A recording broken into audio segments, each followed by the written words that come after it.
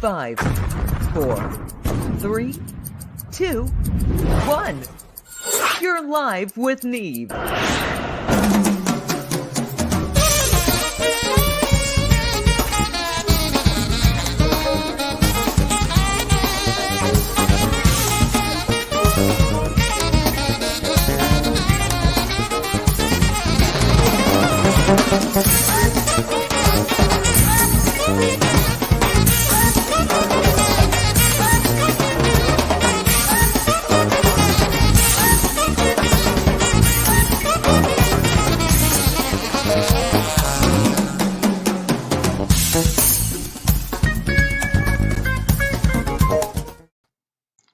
All right. How's everybody doing? Here we are live with Neve. It's a beautiful afternoon. The gannets are diving like lawn darts into the ocean right outside. We have a great day out. We've got a great guest. It's Friday, so I'm sure everybody's happy about that. Today we're going to have an artist who's multi-talented. He's not only an excellent drummer, he's been a producer, and we'll talk more about how many he's done, both roles as a producer and drummer, and we'll talk a little bit about the difference between the roles. And it's going to be cool. So Julia's in Florida. She's going to be joining us. Jules, how are you today? I am just dandy. How are you? I'm peachy, man. I'm better now that we got somebody cool to talk to today. Yeah. Yes, Feels we do. good. Yeah, and I'm glad you're, any updates with the arm? Well, I was going to do this with the thing off, the sling, and I've decided my body said, don't do that. That's a shitty idea. So I'm not doing that. Yeah, I'm going to have surgery on Monday. They're going to put plates and steel and pins and rods and all that good stuff, and I'll be a diabolical superhuman. You're an android then. I'll be one of those, Terminator 4 or something. I want to be a little better than the two. Yeah. Without all the killing. Yeah. We don't do any killing here. I'm a wuss. I buy my chicken at the store. Anyhow, so we have Tony on with us, and Tony Braunagel is sitting back. He's coming to us from beautiful LA. It's 1 o'clock there, or 2 minutes Tony. after. Hi, Peachy and Dandy. How you doing, man? What's happening? I don't know. I couldn't think of a fruit to be or whatever, so I guess I'm just going to be Tony today and say hi. I'm fine, man. I'm good. I always, one of my favorite things to say, it's kind of goofy, is I'm upright and chewing my own food. So, that's all right. That's a bonus. Works for me. Yeah. I sometimes go weeks like that.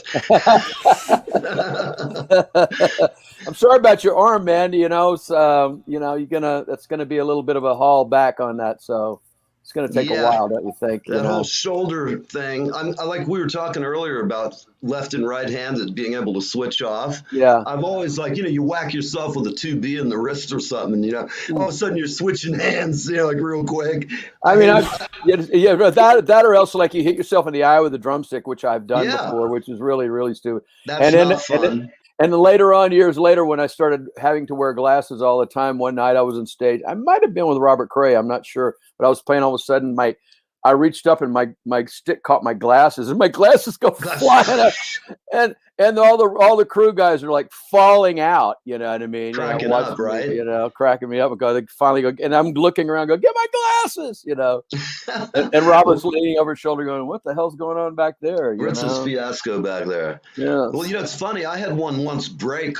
I was just playing some dive bar in Florida, and the stick broke. And the end of it flew up and stuck me in the neck.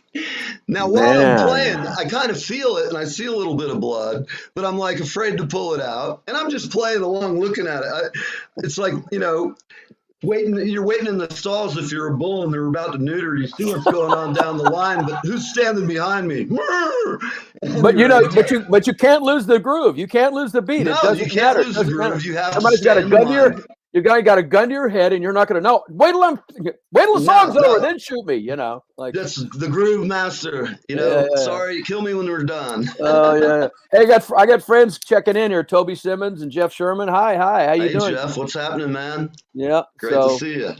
So the drumming thing and the physical side of it is just something that I don't know. I wouldn't say everybody takes it for granted. I think what happens is a lot of people are really surprised at how physical It is, and then the other side of that is everybody thinks that drummers are supposed to have big muscles. Well, I Right. have muscles. I lift weights, but I don't want big arms Right. for drumming. You know, I don't need that Exactly. because it's not like you throw a baseball every time you hit, you know, with the drumstick. No, Once you no. learn to play with your There's a lot more hands, finesse. yeah, it's when you play with your hands the right way, you're holding the sticks the right way. That's not going to happen, and you don't need it. But where you do, you need muscles in you need endurance in your ligaments and your tendons and everything, and that's Right. what usually suffers from play. You know, when I had trouble playing with my hands or whatever, I had some carpal tunnel stuff, but it was, you know, it was because I was holding the stick wrong, and then I went and took a Right. lesson,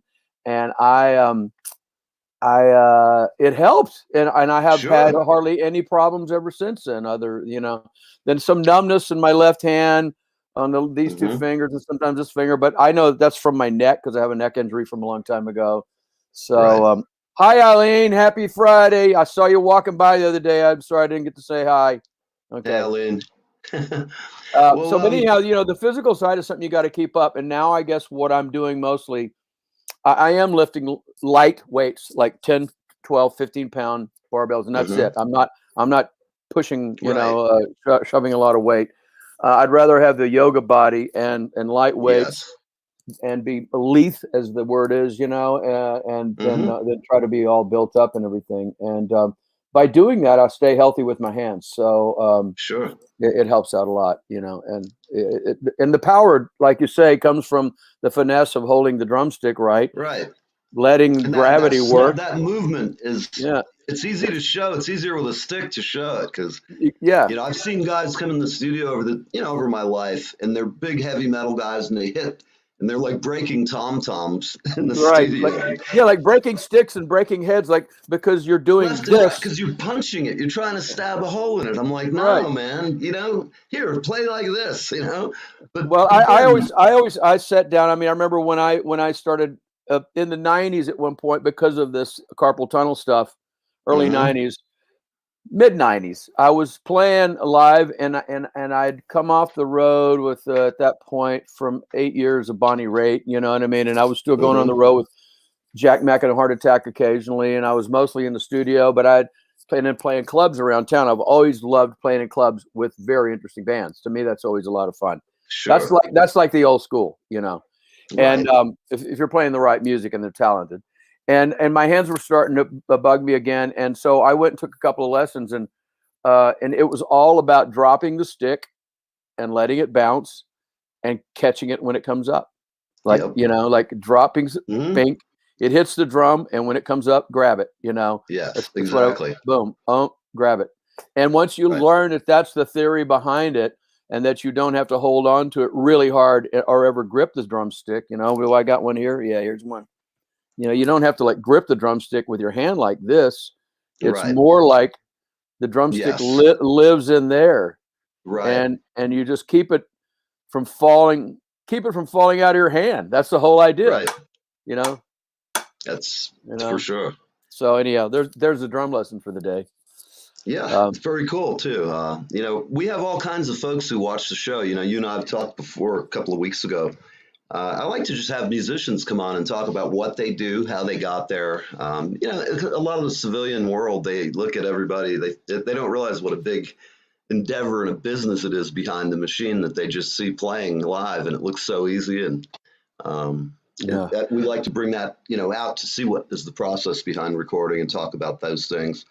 Um, what are you up to right now? I know you've got some stuff going on, and tell us a little bit about your band. And I know you've got a lot going on, so just give us a thumbnail. Well, the main band that I'm in is called Phantom Blues Band, and we are doing a few different things now. We had a record come out this past year. Unfortunately, COVID year.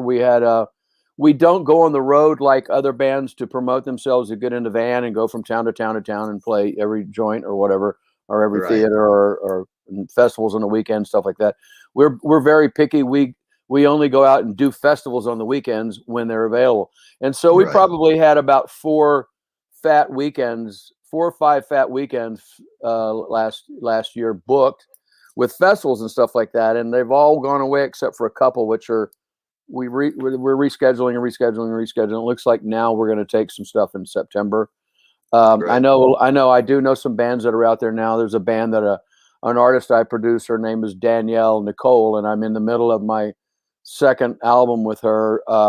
She's out on the road right now as we speak in Philadelphia, and her and the guitar player drive from Kansas City in a van, and the drummer lives in Las Vegas, and he meets them wherever, and they tool around. A couple weeks ago, they were up in like Plattsburgh, New York, and that area, you know, in Connecticut. And they went to Cleveland and then Plattsburgh, and then they did Daryl's house.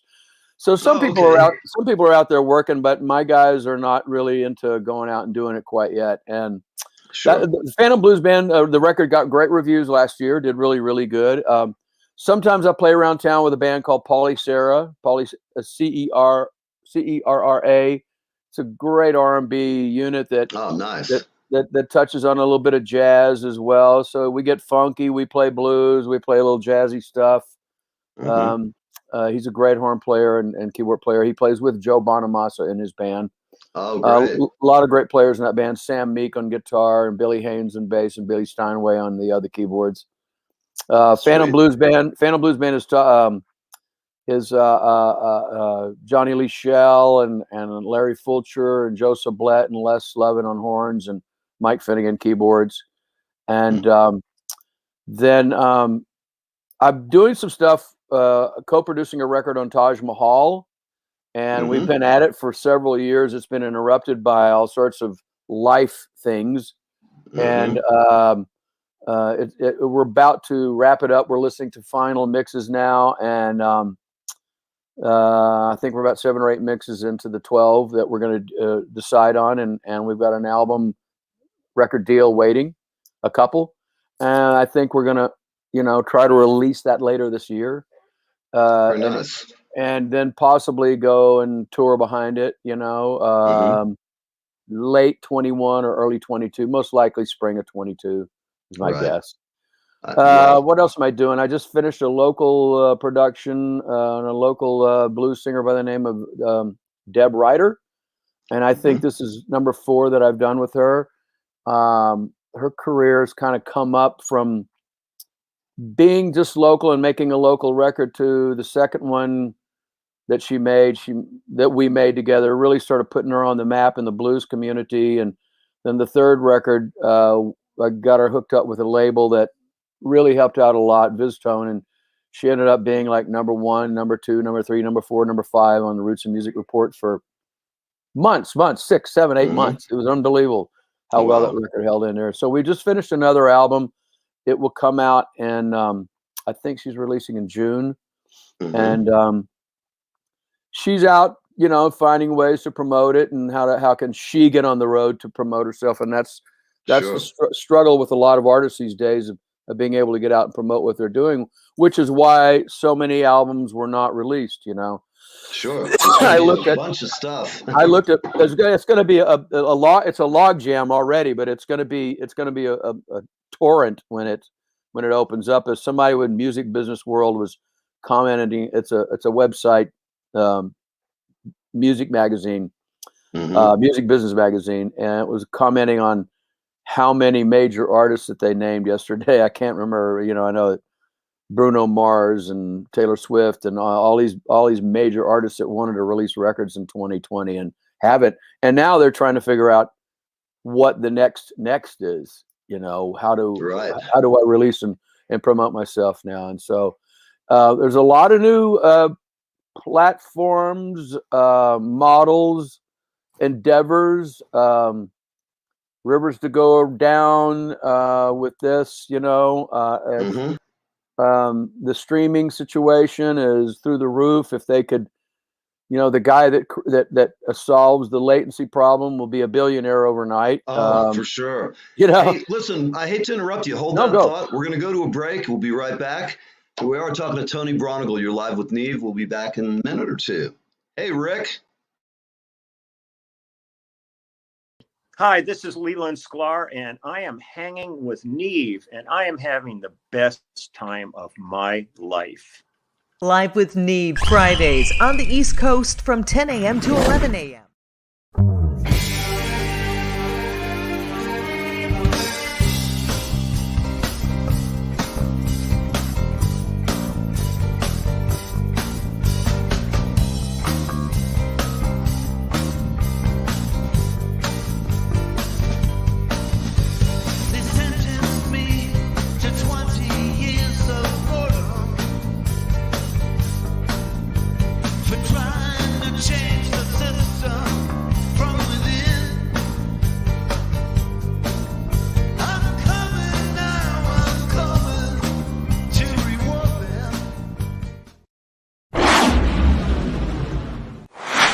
Hi, everybody. Neve from Live with Neve. We're just having a little fun driver here, so please PayPal me / at Live with Neve.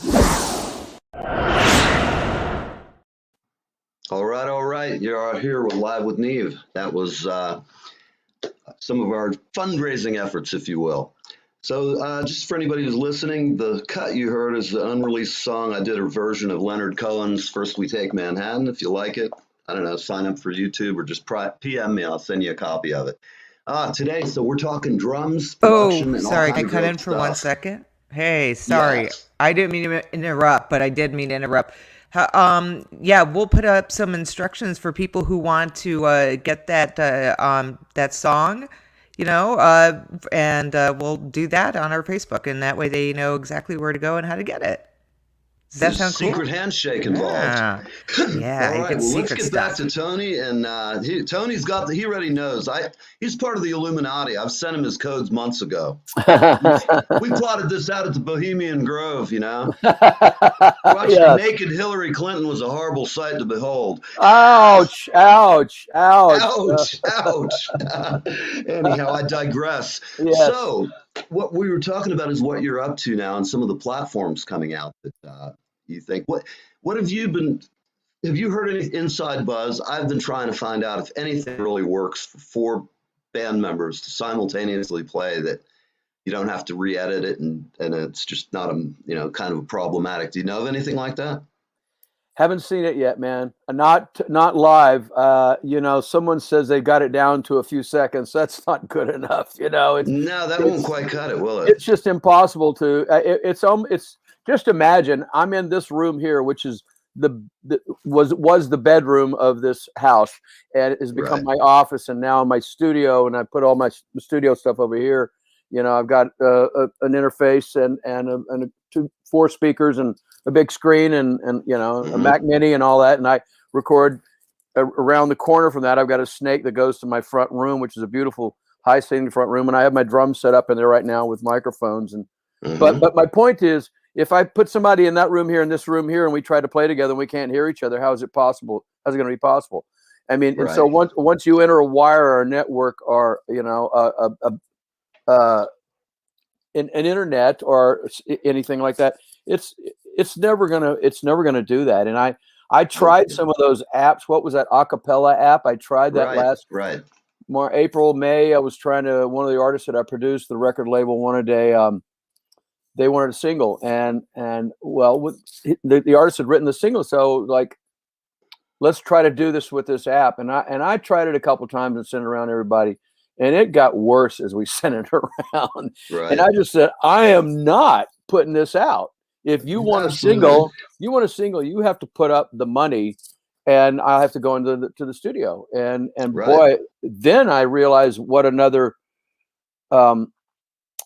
challenge it was, because I had to get people that were, I've taken extreme measures during COVID, and I'm not young. Look at the color of my hair.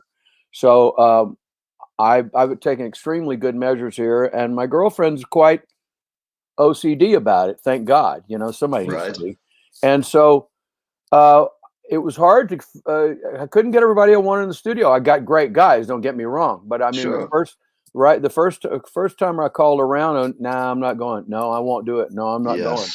Several people, and so I found the right guys that would do it, and we all went in the studio. I double masked. And I wore gloves all day long, and I had a bottle of spray in my back pocket, and everywhere I went, if I took my gloves off to do anything, I just sprayed, and I sprayed people. and I would walk up to them and go, "Let me see your hands." Spray it, and just over the top, and spraying door handles and everything, and was there, for 6-7 hours producing a single that day.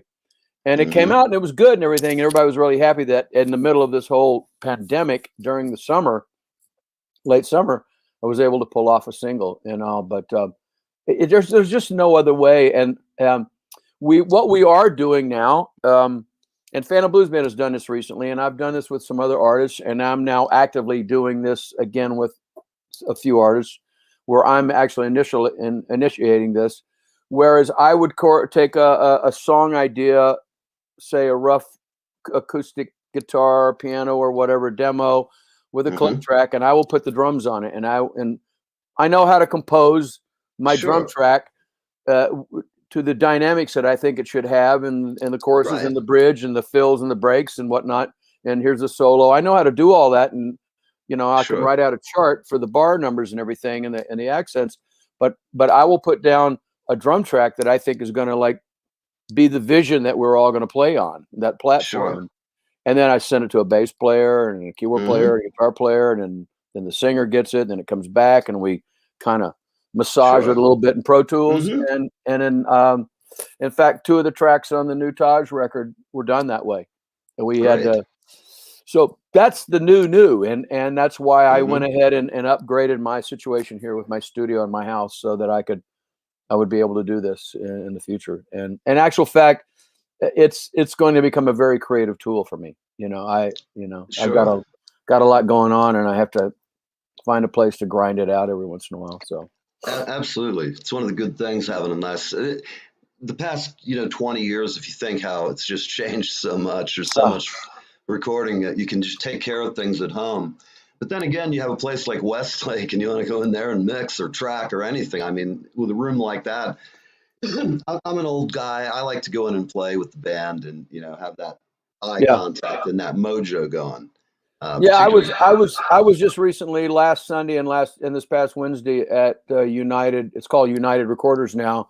Yeah, and it was on Sunset, and it was it has been it has been Ocean Way. It was United Western. That and cello and East West now, and so it was, and it's a great. I mean, the hit records on the walls of that studio are amazing, and I got to go in there. It was an incredible room, and it was great to get back into that atmosphere and record in a fabulous, wonderful studio. Absolutely, they're castles. Home things get kludgy like your headphones. I stepped and pulled the cord out of my headphones twice since the COVID started. Excuse me. It's crazy though. I used to have like 4 of them, and they were all perfect, and now 2 of them are just beat up for me screwing around the past year doing the show. God, it's crazy. But things have changed, and I'm going with the flow as much as I can to figure out how I keep myself alive doing what I want to do, and I can't seem to get to the point of wanting to stop doing what I do. Like when will I stop doing this? I don't know. When you're a career musician, you don't there's not really a time limit until you find it yourself. You just can't do it or something. You don't retire, you hopefully your health stays really good. I know I've lost quite a few friends recently, to health issues hitting them at a certain age. And I'm certainly at that age, but I'm knock on wood, I'm staying very healthy. And, and I went to my doctor this morning, a little checkup. He goes, "You're doing really good." I went, "Thanks." All right. Well, that's good. Are you doing any special diet, or are you just eating well in general? I wouldn't call it a special diet. I'm eating well in general. I stay away from carbs. I stay away from things with sugar in them. Okay. I stay away from certain, what's the word? Things that mess up your probiotics. You know what I mean? Right. Keeping the gut, keeping a healthy gut, basically. Yeah, the gut. It's really about the gut, man. Everything starts with the gut. If you get everything clean in the gut as much as you can, you're going to all functions will be better. Digesting and getting rid of and everything. And so. And that's what I've been doing, mostly that, and I exercise. I haven't rode my bike in a week, and that's the longest it's been in a long time. But I get out and I cycle, 6, 8, 10, 12, 15 miles, something like that, and I do a little bit of yoga, and occasionally we walk around the neighborhood. There's hills right here. I should be walking every day in the hills. So, but I stay active, and yeah, I got to get on my drum kit every once in a while and remember that I play drums and practice, because I get involved with so many business situations that I am on the phone all day long. I had one earlier this morning, another proposal for a platform to get involved with, and it's amazing how energy is and information is being passed around these days. Sure it Just is. like yourself, your show, it's a great show. You had Lee Sklar on here, and Lee Sklar is fabulous, man. I love Lee. He's just a superhuman being in every way. He's such a great It's guy. funny. His dogs, I had Basset Hounds, and I've had them for decades. I don't have any now because I'm up here in a small place. He had his wife or his girlfriend had his page for the Basset dogs. So for a couple of years, I'd been following him. And then one day I realized they're Lee's dogs, and I went, "No shit, the guy's got, look at these mooks, Yeah. and they're great fun." And like you, he's played on so many things. And when we come back after the break, we're going to talk about it. Because I was just looking here to look at the ages and thinking about, where I was when the years you produced this. First person on the list that I recognized, that I listened to and still listen to, was Johnny Nash. And I just said, wow. I was like, see, I would have been 11 that year. And and I was only 12, so it's okay, Yeah, right. But it's cool. You've got such a great career, and there's some people that I just love who you've recorded. And I don't know. I guess, are you going to be able to play a little bit today? Oh, I hadn't set myself up for that. I think we did mention that. I'm sorry I didn't, but oh no, that's okay. I can get a practice pad, but I mean, I can play. I can go. My drums are set up in the next room. Yeah. Well, how about when we get off the break, you can go on in and we'll go. Play a little bit. Have another little drum lesson thing, perhaps. Okay, I'll see if that works. I think I turned off on all the lights. That might work in there. Cool. On the break, I will go set up and I'll put my other headphones on so I can continue to hear what's going on. Yeah. So, but Johnny, you mentioned Johnny Nash. I have to say he's one of the greatest singers. He's like right up there with a Sam Cooke. He's a crooner. He's a Nat King Cole and Sam. Those type of guys who just had incredible voices. They opened their mouth, and when when the words came out and the notes, they were pure. They were so pure. And Johnny was like that and he was a sweetheart of a guy. He had a great sense of humor. He was fun to work with, and he kind of brought reggae popular into the United States through his relationships with Bob Marley and the songs that he recorded that Bob wrote and the songs that Johnny wrote. And I ended up being a songwriter for Johnny's publishing company, Cayman Music, for a while. And Johnny recorded one of my songs on one of his records. And I was, that was a highlight for me to have one of my songs recorded by a major artist. So that and 50 cents will get you a newspaper these days. But but it was great, and I can look back and he was a wonderful guy to work with. We're at that time. Were you using 24-track machine yet, or were you still doing? Oh, that was 24. That was 24. Okay. That was done in New York City. Yeah. That was probably at CBS in New York, almost likely, because he was on that label, and I'm pretty sure that's where we did it. Yeah, that was way past. I go back to 2-track, 3-track, 4-track. I go back to the beginning of 8-track and 12, and then remember. I don't know if you remember, there was 12-track for a little while. So I do recall that passing very quick. Very quick. There was one studio in my hometown that had a 12-track. They were 8-track, and they went, "We're going 12-track," and everybody's like, "Oh God, we have to go over there." Jones studio and use their 12-track. But I recall doing, and I know we're coming up to a break here, I recall doing country records when I was like maybe 20 years old, 19, 20 years old, really long hair, long beard. I'm the only guy in there that wasn't a redneck, okay? Right. I was a pot-smoking hippie. And we would do these country records for this particular producer. And we were doing them on a 3-track. And it would be one mic on the drums, one mic on the piano, one mic the banjo and acoustic guitar shared a microphone, one mic on the upright bass, one mic on the steel guitar's amplifier, and then one mic for the vocalist. And they all went into 3 tracks live. Right. And they had to mix them on the fly. On the fly. That was the record. At the end of 3 hours, we cut 10 songs and I got $30. There you go. You still have it. Didn't all get spent on women, wine, and song. No. Yeah.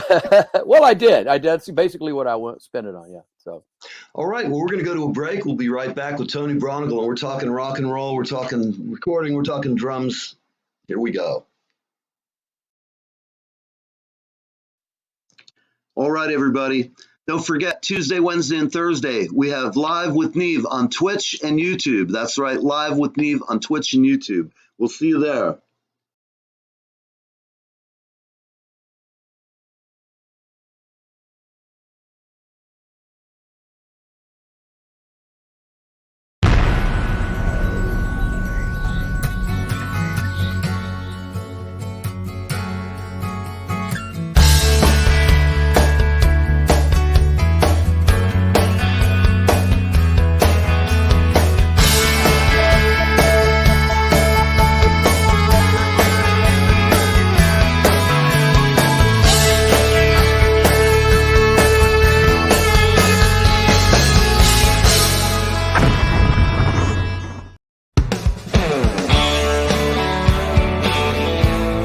Hi, I'm Gabrielle Metz, and I'm on Live with Neve.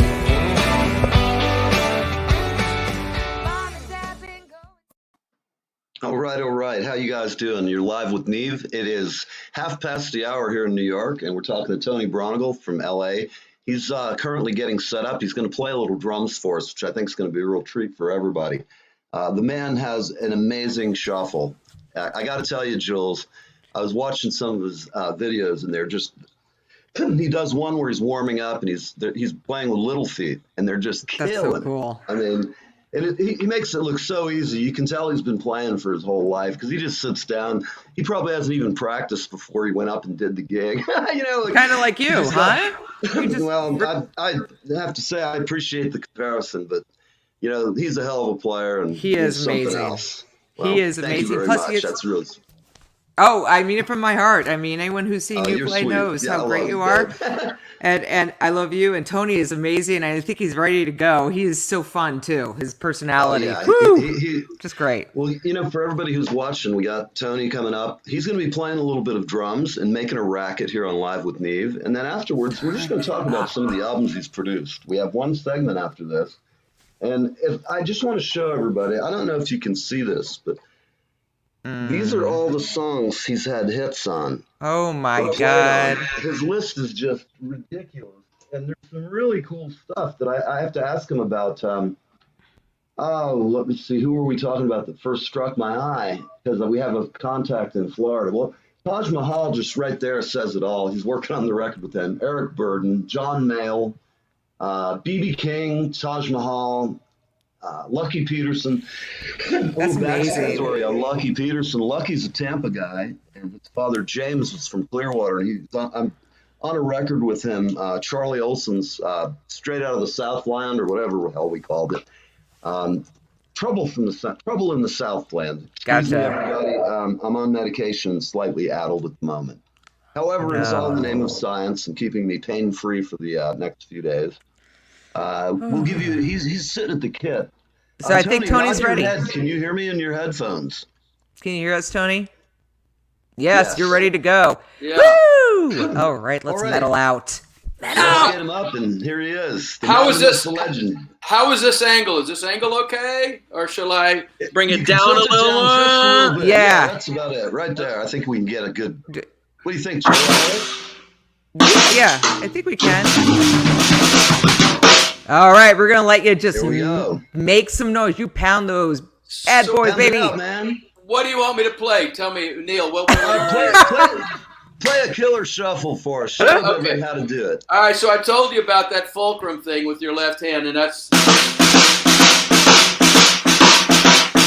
So here's what I call the double shuffle. And if you go on YouTube, you'll see me one day sweating at sound check on the road with Robert Cray. And the guy from Drum Magazine, Andy, came in and and Andy Dorshuk, and he said, "Talk to me today, and we'll put it on our YouTube." But I said, "Well, what do you want me to do?" He said, "I like your double shuffle. Let me hear it." So I talked about the double shuffle. Here it is. I'll play a little bit of it.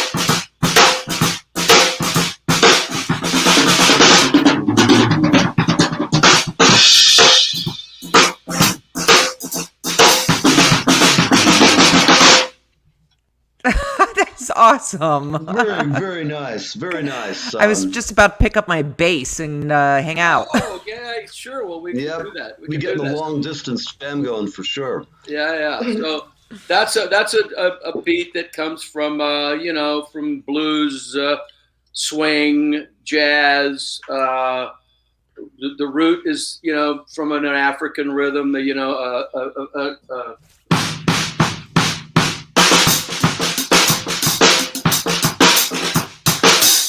of an African. Oh, that was really nice.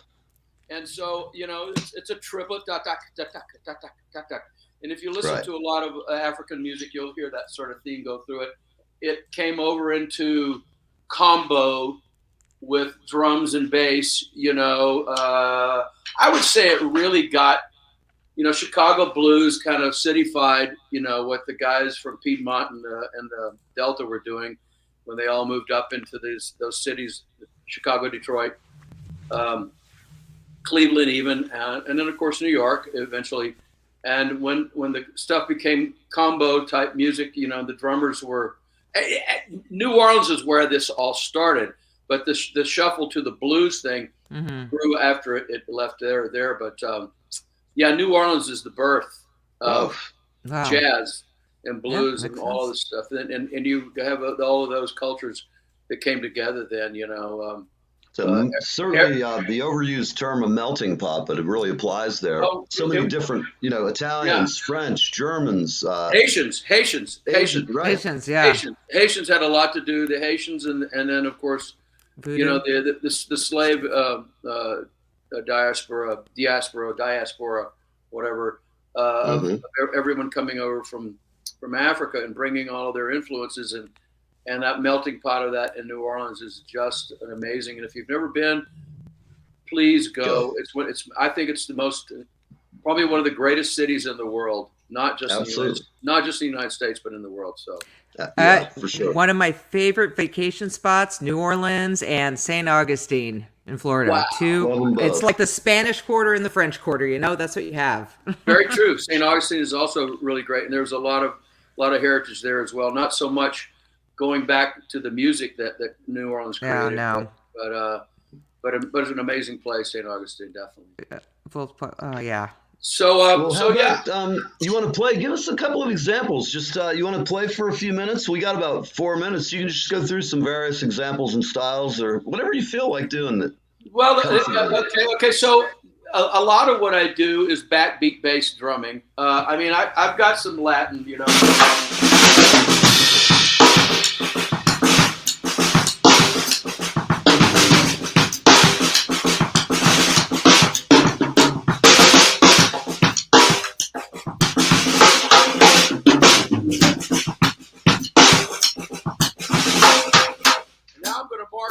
into the second line.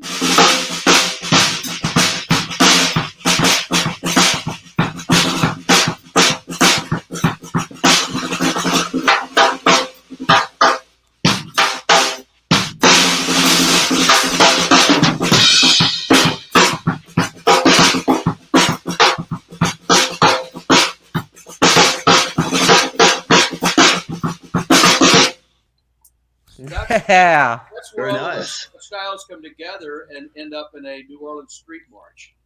And Yeah, good point. Yeah. And then you put the Haitian influence to it, and then they go a little bit funkier, more African, as well. So, but you notice that the two rhythms kind of go together. The first Latin thing that I played, which is kind of a song goes, sort of.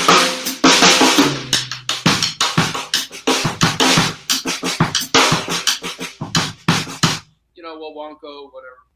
Very nice. And then some other stuff that I've been doing all my life, because I got very strongly influenced by rhythm and blues from the 50s and 60s. Is that backbeat thing that like Al Jackson Jr. did, you know, on all those Stax hits, and the Memphis music and the Memphis sound and everything, which is kind of got a nice lilting sort of backbeat thing. Yeah.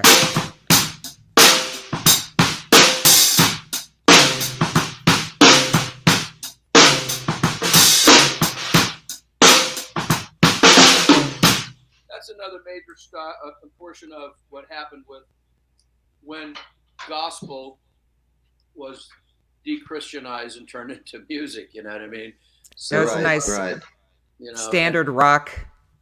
And now, and people think, well, no, it's rock and roll. It's not R&B. No, it was R&B first. Yes, you know? It was R&B. Yeah. It was blues and R&B first, and that's where rock and roll was born from. So, hence all the Englishmen playing the blues and bringing them back across the pond back in the 60s.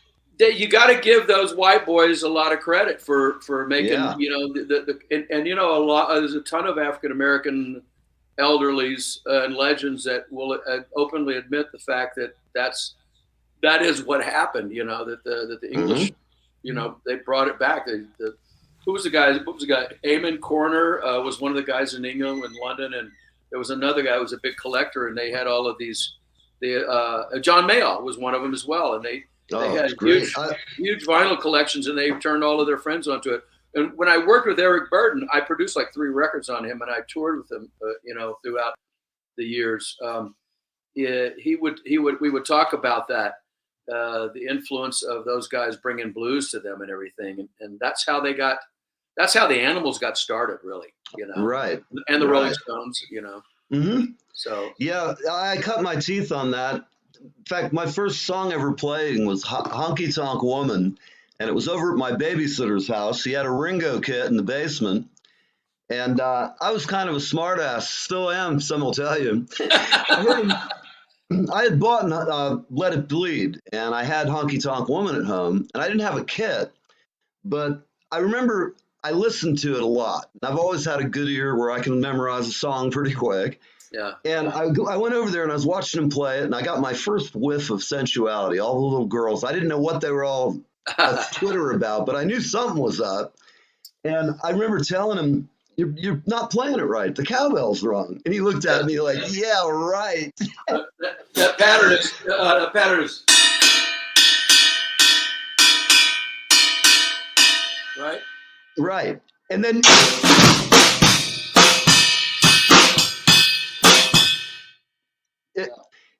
that offbeat, I'm trying to remember who played it. It was I think one of the drummers from Traffic was on that session and played that. Ding, ding, ding, ding, ding, ding, ding. And it's hard to get the hi-hat and the cowbell. It's hard to kind of get them right. And it's so simple, but yet difficult. And I've seen so many guys play it, and it's just not quite there. But the rest of the story is I did get up and show him how to properly correct it. And he didn't like it much, but he kind of let me come around. He kind of was like, "Let's see what you can do." And then I begged him. I'm like, "Come on, man, just show me something." He showed me like a stroke roll. And then he's like, "Get out of here, kid. You bother me." That's funny. But it was a lot of fun. I do a joke. I do this kind of a joke thing about 3 songs that start with a cowbell. And guess which songs they are. So the first one I always do is that one.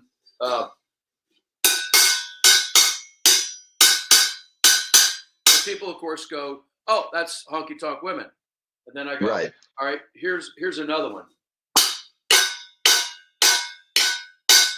That's the down. Thank you. All right, here's one more. This is it. Time.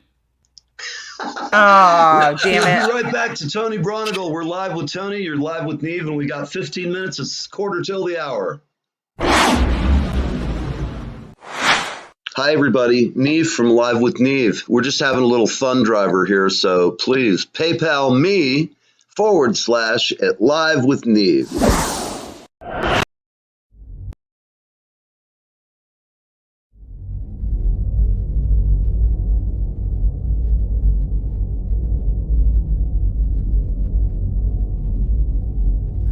Hi, I'm trumpeter Greg Adams, and I'm live with Neve.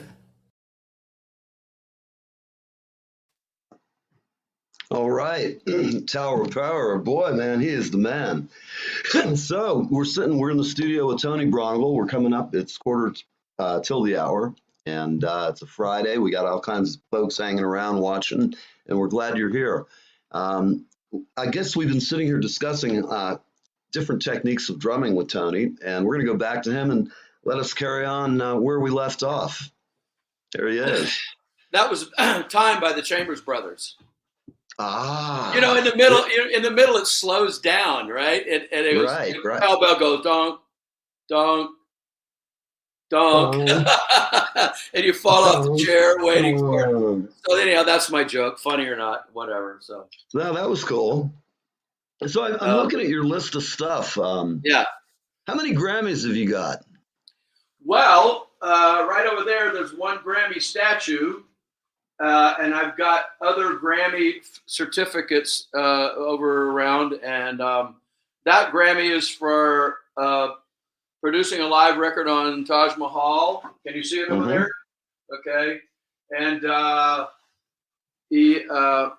was in the band, and we did a live record. We came off the road and did a live record, and the producer to be at the time kind of scooted out of the whole thing, and I kind of scooted in and took over and saw that it was finished and that it was released, and it got nominated for Grammy. We won a Grammy, so that's how I got that statue there. I was also in the band, so I got a certificate for. I should have two statues, one for being in the band and one for, but they weren't giving away two statues at the time, so. Gotcha. I could probably send him a check for $300 and get another statue, but I haven't. Right. Yeah. I also played on Nick of Time with Bonnie Raitt, and I played on I think Longing. What was the next one? Luck of the Draw. Yeah, Luck of the Draw. I played on I Can't Make You Love Me, which. That's one of the best songs. I mean, I have to say, and the drums are killer. I didn't know you played on that. That's just exceptional. That was amazing. That was a cool story. I was on my way to a 3:00 session at the same studio that I was at this past week. I was on my way to a session there and to play on another Bonnie Raitt track that they had chosen for me to play on. And the producer, Don Wobbs, was out front of the studio. And my wonderful friend, the late Ed Cherney, was engineering. Oh, what a great guy. Yeah, I'm sorry. We miss him so much. Terribly. I'm sure. Anyhow, so Don Woz meets me out at the curb and says, "Come on, Tony, I need you. And I said, well, I'm not late. It's like 20 minutes to my call time or whatever, 30 minutes to my call time. And my drums were already there set up. And so he's, no, we need you. We've been trying to get this track all morning long. And who was playing piano? Oh, God. Hutch was playing bass. Hutch Hutchinson, her bass player. And then okay, my brain's gone. I'll remember in a second. I was playing piano, and they just said, "Have you got brushes?" And I went, "Yeah." And we didn't rehearse the song. It was like boom. I started playing. That was it, and that was the take. We did several takes after that. I'd never heard the first one. It was the first one.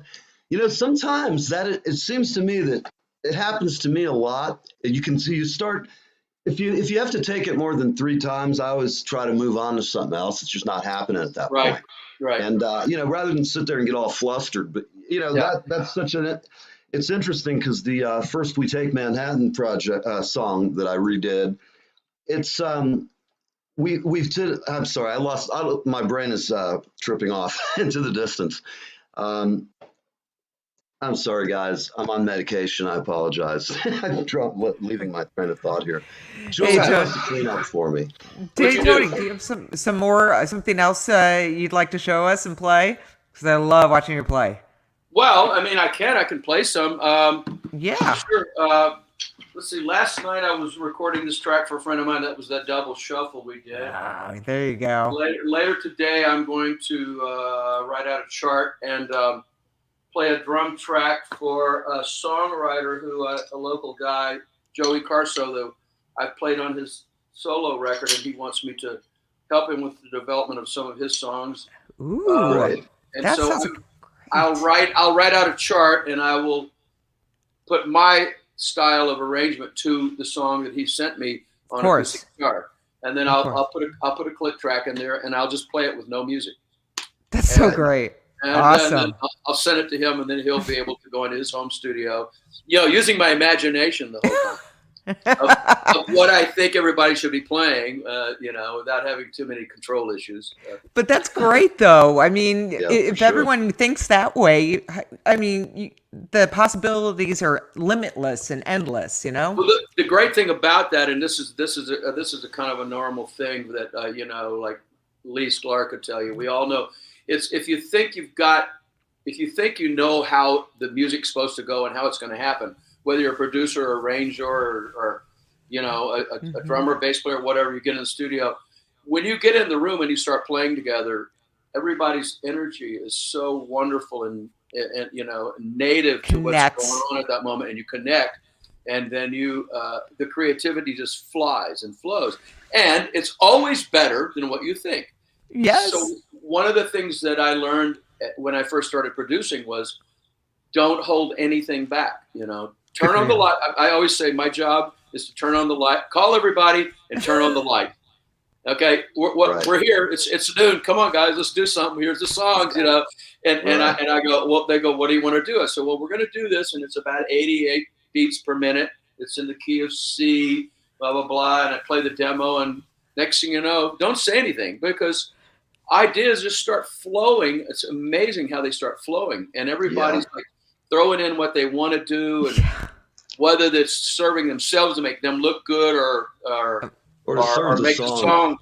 And I don't hire those kind of guys. I hire the kind of guys, and I want to play with the kind of guys that play to make the song and the singer. Absolutely. Well, that's what I think is a lot of what's lacking in some of today's music is there's that whole vibe of being in the studio. It's going to be a dying art. In 40 years, God knows what they'll have. I'm sure that there'll be cool stuff. But there's only so many mathematical patterns, and Bach said a lot, wrote a lot of them. Yeah. And, we're limited, but there's so many possibilities, multitonal, polyrhythmic, all the different things that are out there that people like to do. Gosh, we're coming up on the end. Let me ask you, of all the people you've worked with, who do you think is just you just love it every time you work with them, or who's been your favorite person that you just love to work with on a regular basis? I know there's tons. I don't want to put you on the spot either. He's on the spot. Well, you did. You put me on the spot. Well, you got drums. Go hit the drums. Okay, we got to go. Sorry, I want to mention them all. There's you brought up something earlier that I'm going to touch upon. You said, who's somebody that you were really surprised by? I was really surprised not by her talent, but by Rickie Lee Jones. But once we once we got the synergy and the dialect or the dialogue amongst the musicians of the songs, every night was like goosebumps. Every single night. She does that just with her voice. And there were nights when she sang a ballad, and I sat over there on the side of the stage, and I wasn't breaking up with anybody, but I still cried. You know what I mean? You felt it. And we had some incredible moments with Rickie, and I cherish those days. I've listened to a couple of live board tapes or whatever, and man, it was what a great band. I was with a lot of really great players. And then I worked with Bette Midler, and she was an amazing show person. You know what I mean? She is. She's all over the place. Yeah, I know she's multi-talented. Her show and her energy and her spirit and everything. She's constantly bobbing. Yes. In real life, too. She's like that all the time. Is she? Great positive energy. I mean, there's days when everybody's tired and they want to go. Sure. She was wonderful to work with, and then I around that time I was playing with Etta James, who was a classic rhythm and blues jazz singer and stuff. She was incredible. I was very lucky, and then I got the gig with Bonnie Raitt in 1984, and then I did that till 91. And what a great ride that was, playing with a wonderful, pure artist like she, who plays and sings, and every night she sang like an angel. You know what I mean? So, right. You know. And then after that, I kind of took some time off around town and stayed around town a lot, and worked with a funk band called R&B band called Jack Mack and a Heart Attack. You know. Oh yeah, well, I remember those guys. Yeah, great music, funky R&B guys. I can't let Eric Burden go, because Eric was still one of my great friends in the music, and we are still very close, though he's moved away. Where does he live now? He moved to Greece with his wife. All right, beautiful young wife and manager, and they're in Greece now. And very nice. I'm due a phone call, and Eric, if you hear this, you owe me a phone call. And, come on, Eric, you owe me one too. Yes, come on. So then I did some recording with Taj Mahal in the early mid-90s, and that's what started that relationship. And then we made 5 records, and we got number 6 coming out here at the end of the year or early next year.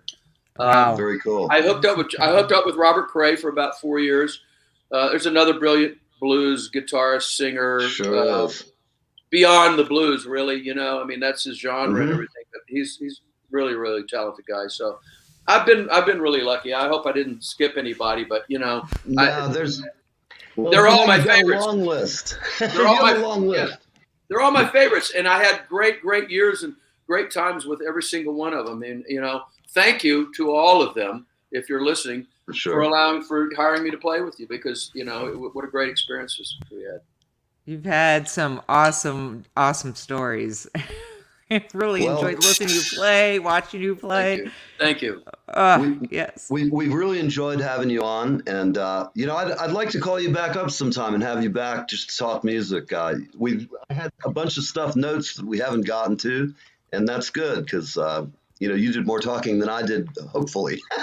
Anyway. Sorry, I beat you. No. Oh, very good. No. Actually, I knew when you asked. I'll stop interrupting you. But this is the last time I said. I knew when you asked, like, what are we going to talk about? It's like I said, don't worry, it's not going to be a problem. Just get it going. It's going to flow. So exactly, that's true performance live.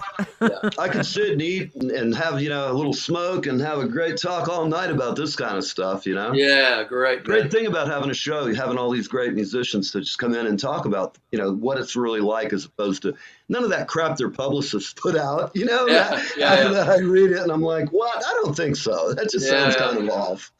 Yeah, and you guys are doing a great job, and I really appreciate you having me on here. And thank you. I think you probably got a bunch of my friends on here, and I need to go look back at your catalog. Thank you for that as well. We have some more of your friends who will be on here shortly, and T-Bear is one of them. Oh, fantastic! That's a great record. I produced his record, and did you? Yeah, it's coming out in April 16th, I believe, and and will that be everywhere? Spotify, all that good stuff. Everywhere. We're ramping up for the promotion of that and everything, and so I'm actually now managing him as well. So wow. I put on a suit every once in a while, you know. Yeah. Right. Listen. How's that feeling? I'm gonna get you. You signed my boy. You have trouble. It's weird. Hey, you listen to me. Shut up. You know. well, listen. I know that we haven't set the date, so you and I'll talk about that. But you know, when you're doing the promo, why don't you both come on? Because then we can really have a hoot. You can.